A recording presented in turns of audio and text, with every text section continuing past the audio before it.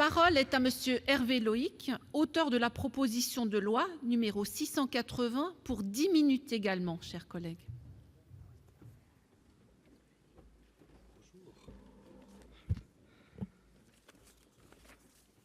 Madame la présidente, madame la ministre, monsieur le vice-président de la commission des lois, madame le rapporteur, mes chers collègues, il y aurait dans notre pays des sujets plus difficiles à aborder que d'autres. Si difficile d'ailleurs que le législateur que nous sommes devrait être précautionneux, tant et si bien que l'abstention devrait prendre le pas sur l'action. Assurément, c'est le cas de l'accueil des gens du voyage.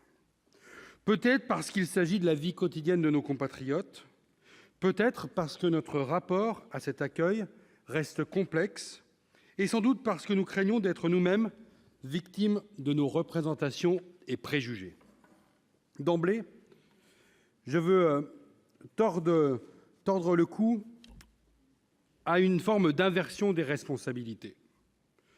On nous explique que le tort serait du côté même des élus qui, ne respectant pas la loi Besson et les obligations du schéma départemental, seraient donc ipso facto les responsables de la situation dans laquelle ils se seraient par là même placés. Eh bien, il faut regarder la situation en face. Dans nos départements, les élus, soit au travers de leurs communes, des syndicats compétents, des intercommunalités, ont, conformément au schéma départemental, porté des investissements considérables dont ils assument aujourd'hui les charges et déficits de fonctionnement. Ce sont des choix difficiles qu'il faut assumer devant nos concitoyens. Je parle en connaissance de cause, puisque dans la communauté de communes dont je suis le président pour quelques heures encore, la construction de 30 places d'accueil, il y a 2 ans, nous a coûté la somme rondelette d'1 million d'euros hors foncier.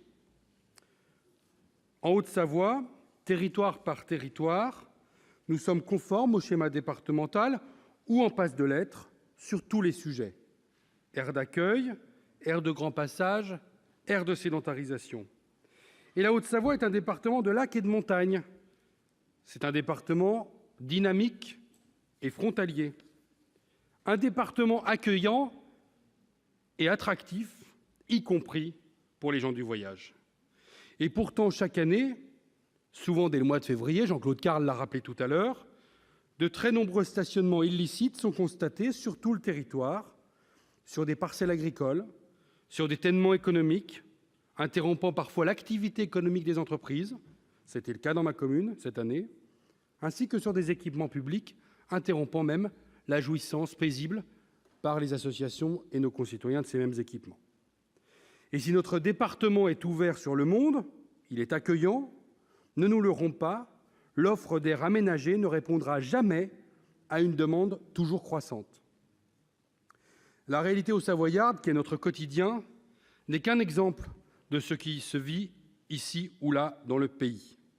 Les échanges avec tant de collègues, co-signataires des 2 propositions de loi, originaires de tous les départements du pays, l'ont démontré dans la rédaction même des propositions comme des amendements. Et au-delà des collègues impliqués et co-signataires que je remercie, je voudrais préciser d'ailleurs que c'est dans un travail de fond avec les élus, mais aussi avec les acteurs de la justice, de l'éducation nationale ou de la sécurité comme les gendarmes, que nous avons élaboré des propositions de nature à répondre concrètement aux difficultés rencontrées par les stationnements illicites. En ouvrant la possibilité aux forces de l'ordre d'exiger immédiatement le paiement d'une amende forfaitaire délictuelle, nous tentons de redonner aux policiers ou aux gendarmes, mais aussi aux élus locaux, un moyen d'action concret et efficace. Aujourd'hui, nos concitoyens ont trop souvent le sentiment que ces acteurs sont simples spectateurs de ces occupations illicites sans avoir aucun moyen d'action.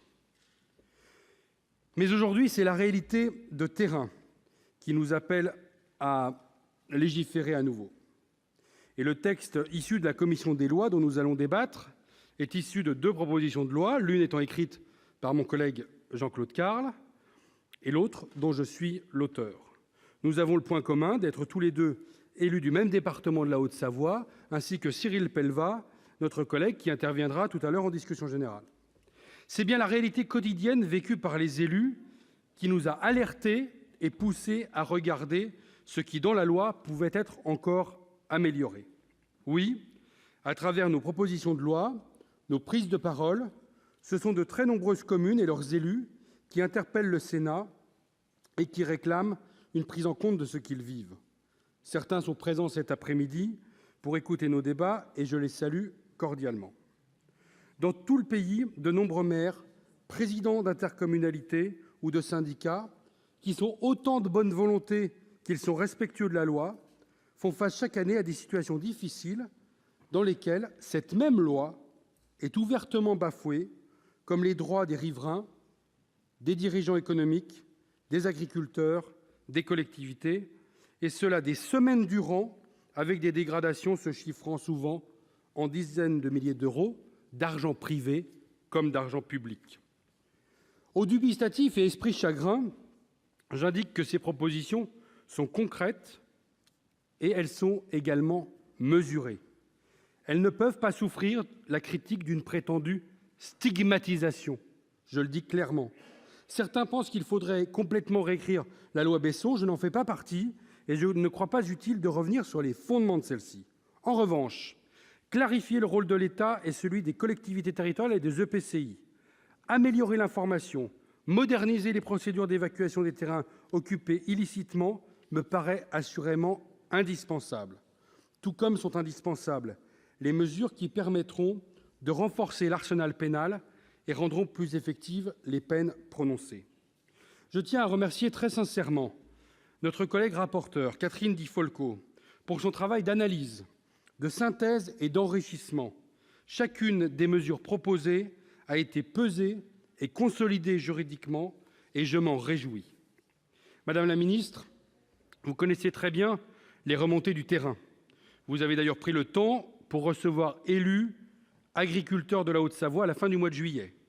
Vous savez les difficultés rencontrées dans certains stationnements illicites des gens du voyage. Vous savez que cette situation inquiète les élus, que parfois même elle les épuise. Vous savez que cette question pose un problème aussi à notre pacte social. Madame la ministre, l'état de droit existe quand la loi votée par le Parlement est appliquée par l'administration et l'autorité judiciaire dans les décisions qu'elles prennent ou rendent.